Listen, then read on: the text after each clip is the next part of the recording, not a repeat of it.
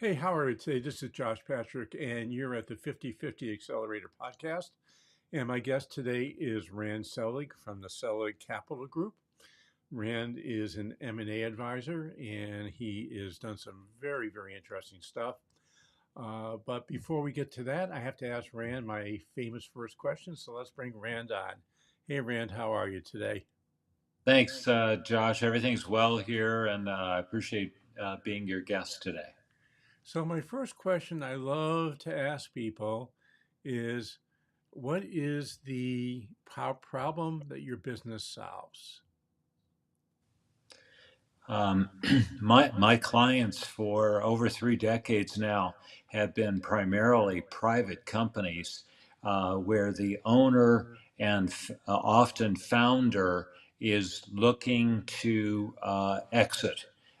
In some cases, that means a series of things first, like buying out a partner, but ultimately they're looking for a liquidity event and moving on.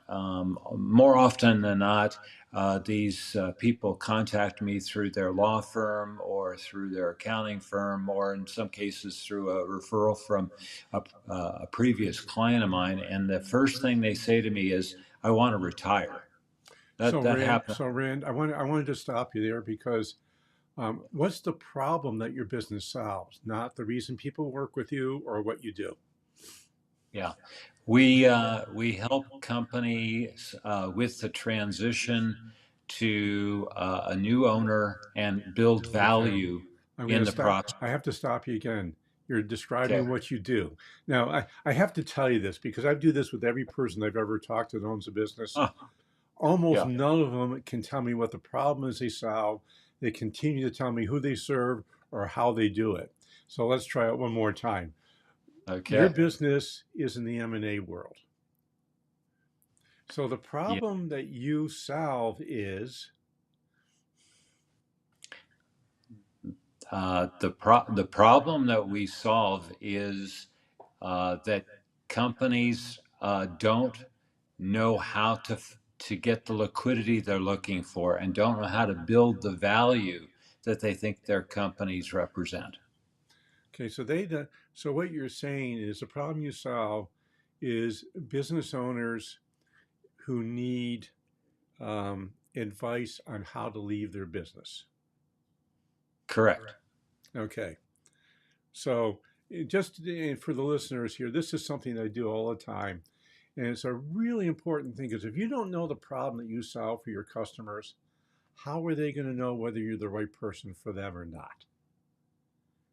Does Mm. that make sense?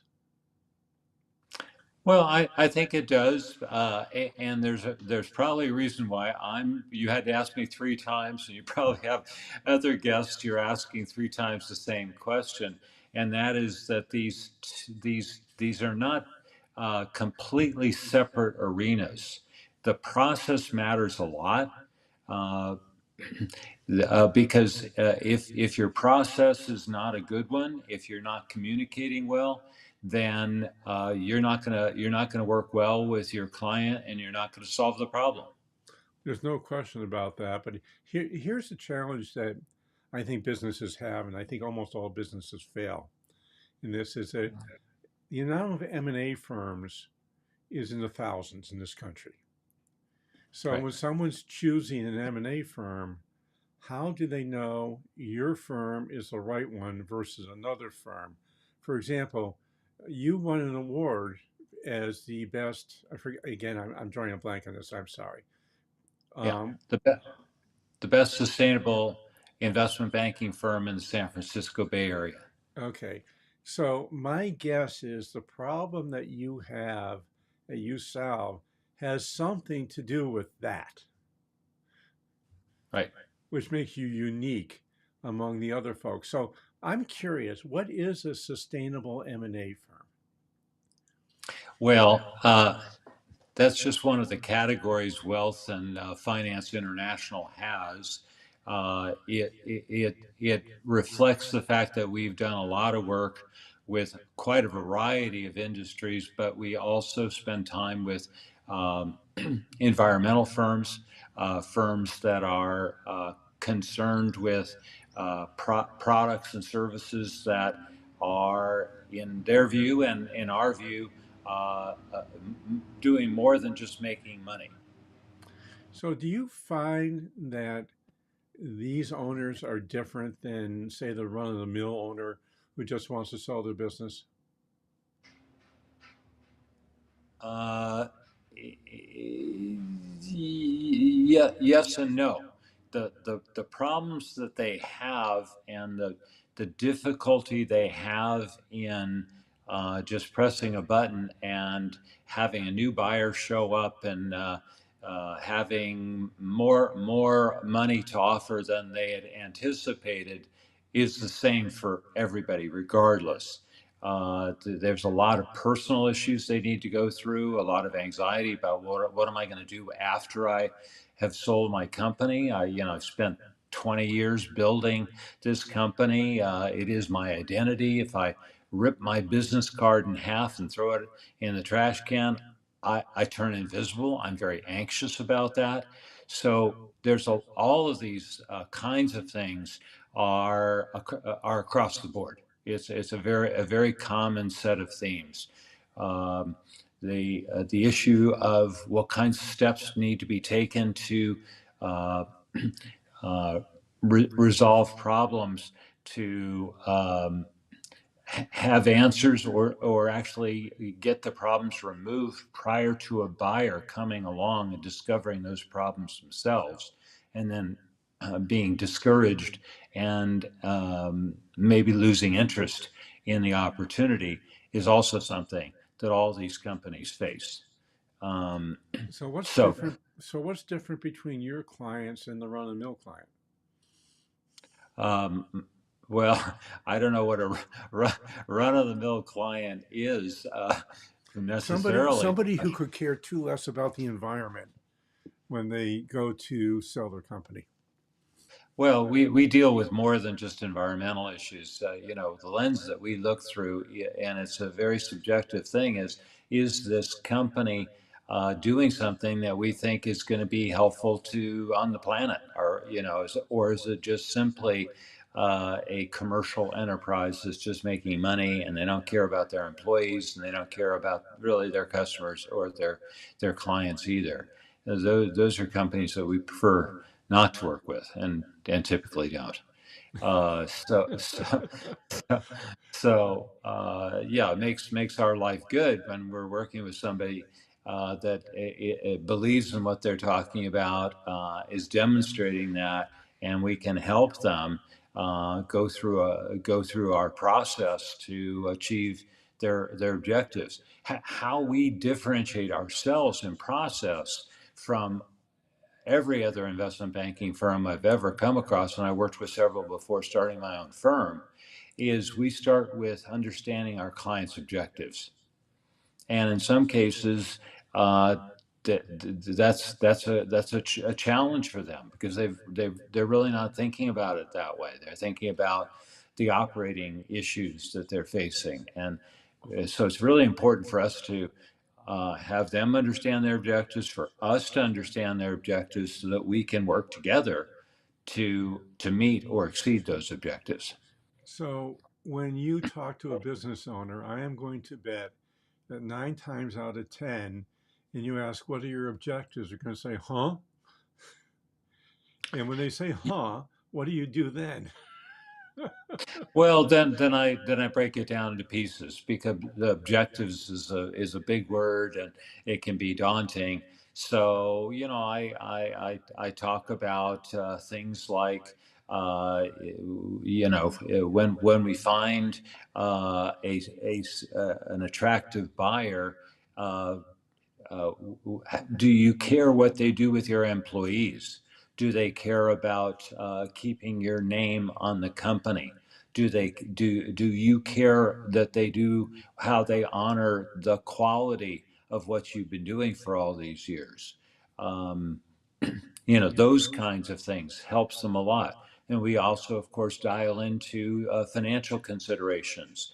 Are you willing to take anything other than cash? Are you willing to take the stock of a company? yeah, and so on. So there are many, many aspects to really clarifying their objectives. A really important one, Josh, is do they want to stay with the buyer, or do they want to exit after a very, very short transition period? Do they want to have an employment contract, which may be 3 or more years long? These are really important things for us to understand and for them to understand. In some So, cases, the answer to that question is it very much depends on who the buyer is. so when you ask somebody, do you care about your employees, and they say not really, what do you do at Yeah. that point? Do you say we're not a good match, or do you just try to, or you just move on? Well, I try to understand why they're saying that.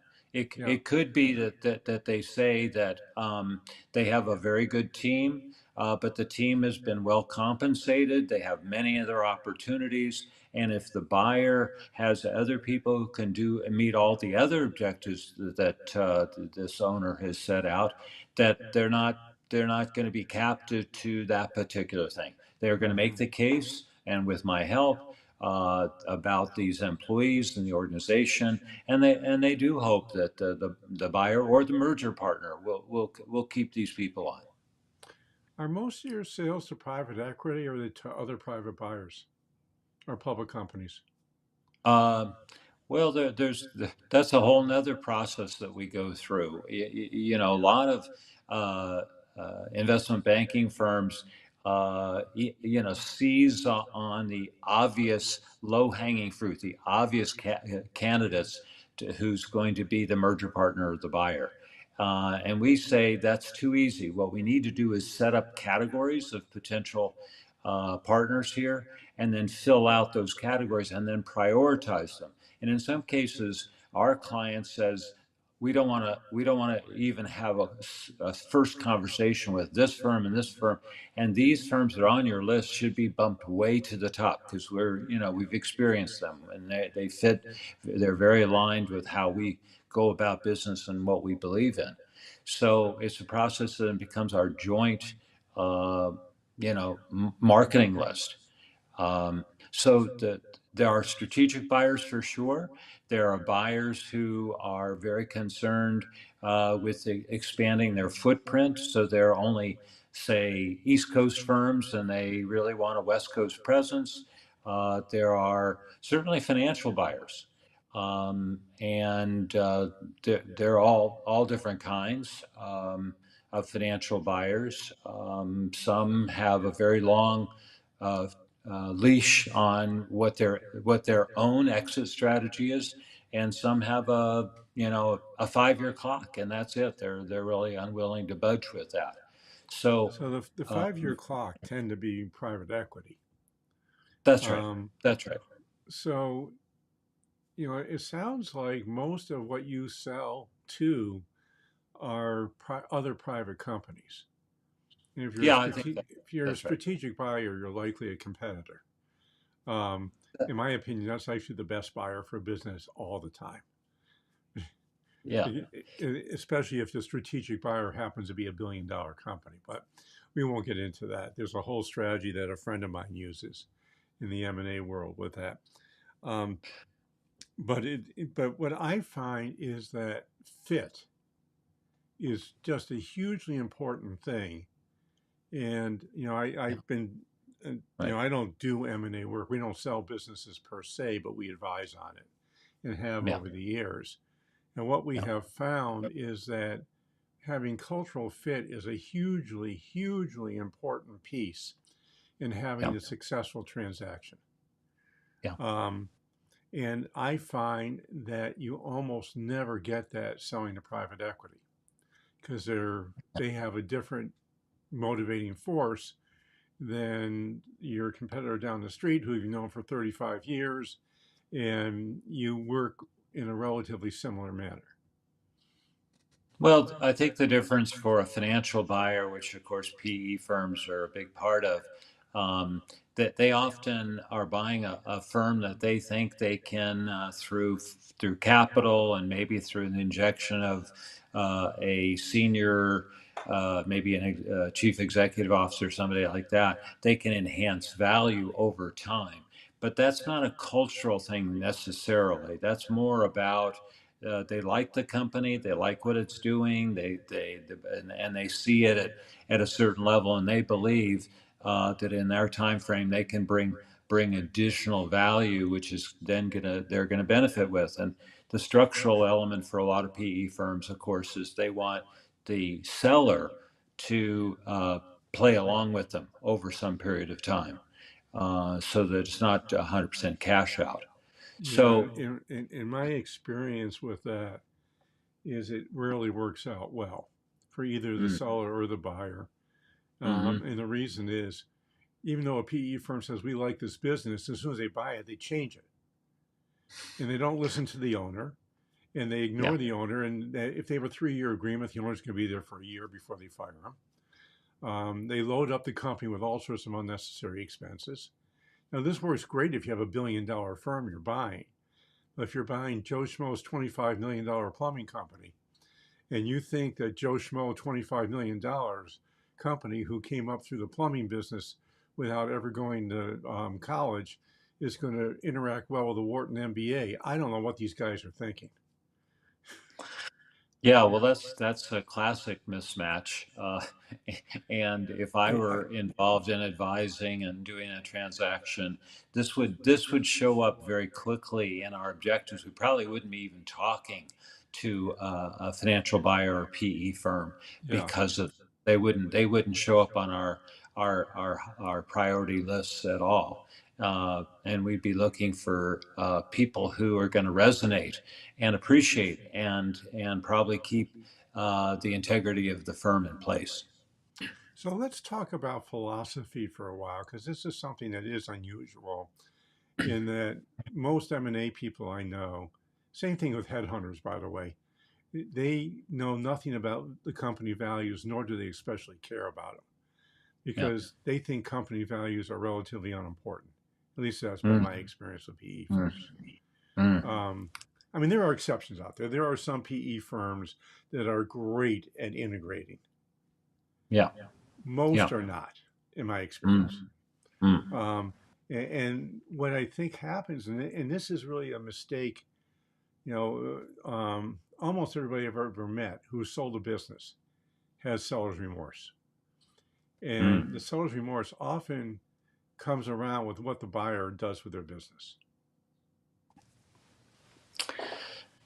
Well, that's I know what you're talking about. I'm pleased to say that's not been our experience by and large.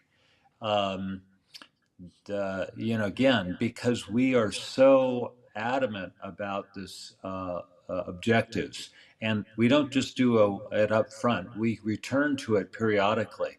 We return to it when we've got after we're uh, finishing a meeting, and we say, let's go back to the objectives. Do these people meet that objectives all the way to the end?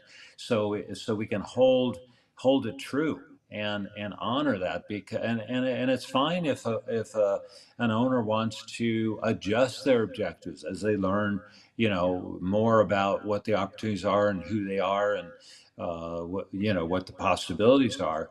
But they're not going to just willy nilly change this thing. So, um,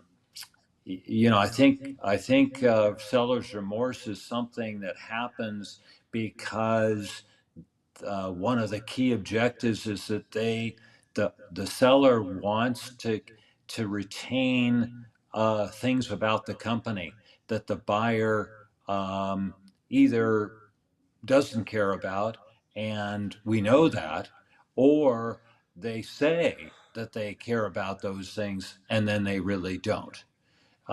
And they're, the money trumps other kinds of commitments. Sometimes, And yes. just going back one more thing about integration with PE firms. Most of the PE firms that we've dealt with, and we've dealt with a number now, um, are not buying a company or interest in a company on its own. They have a portfolio already, and they have some other firm they've already have an ownership stake in, that they now want to have this new target, our client, uh, uh, be connected to. And so our investigation and due diligence on them has a lot to do, not just at the high level of what the PE firm's about and how they go about business, but who this other company, or maybe it could be more than one company in their portfolio, is going to be the key relationship. Who then is going to be the succeeding CEO? How are they going to do the personnel matching? Um, that's a So really important thing to, and from our client to understand that they are going to now be reporting to somebody else, that they're that Rand, I they're have a question. I have a question for you. What's the yeah. size transaction you guys normally do? Oh, our we're in the private company world in the middle market, which we define as value of 5 million to about 50 million. After Okay. that, it just invites in a lot of the national firms that we don't we don't want to play with. We don't want to Right. compete against. Right. Well, that makes sense. And my guess is your $50 million value buyer is pretty much significantly different than the $5 million value buyer, Yeah, yeah. For the most part, that's and that's seller for exactly. that matter too. Yeah, exactly right. Yeah. Exactly right. They're different. I'll tell you, in my experience, this is why sellers mostly experience seller's remorse. Their network disappears overnight when they sell. And Mm, this is especially true if they leave the business when they sell. yeah. And in a strategic transaction, that's usually what happens.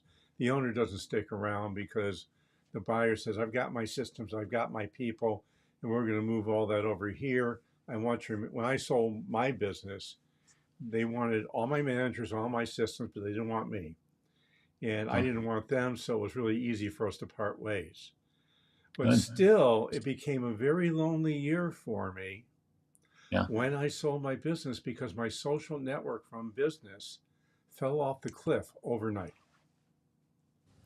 It's something that I talk to our clients about, helping them prepare for the year after. The Yep. bucket list is just not sufficient. Just for the reason you talked about, the social network falling apart, that sense of getting up in the morning with something that's a little challenging, Yeah. something to do that makes your mind expand. I mean, a lot of my clients are very smart people and like to read, but I say, you just can't be waking up in the morning and after your cup of coffee start reading a book and sit in your easy chair. For you, that's not going to be enough. And so we got to have this conversation and multiple conversations about who the new you is going to be. X this business card, and that's I become the trusted advisor to these people. I mean, after our transaction finished, they still keep in touch. They will call up. They will refer other clients to me. It's been a most marvelous thing. That's great. So, unfortunately, Rand, we are out of time. And I'm going to bet some folks who are listening to this might want to contact you. So, if they did, how would they go about doing that? Oh, thank you, Josh. Well, actually, the best way to contact me is through my book website. We haven't talked about that, but I've written a book called Thriving: How to Create a Healthier, Happier, and More Prosperous Life. And you can take a look at that by going to www.randselig.com, RANDSELIG.com. There's a lot of information about the book and also, more information about me. Cool. And I would like you to do two things. First, please Thanks. go to wherever you're listening to this podcast or watching it and give us an honest rating review. If you love us, you can give us 5 stars. If you hate us, you give me 1 star and you can watch me cry a little bit, but you might even find that amusing if you give me 1 star.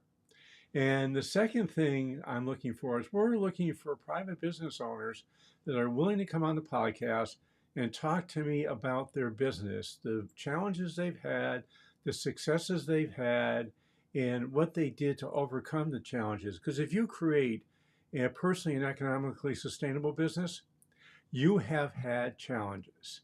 Some of them Yeah. might you think minor, and some of them could have been what I call life-threatening challenges, which means you could be looking at bankruptcy. I've had them. You've had them. Come on my show and tell me about it.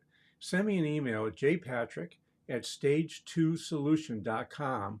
Solution has the number 2 in a singular. Jpatrick is stage2solution.com.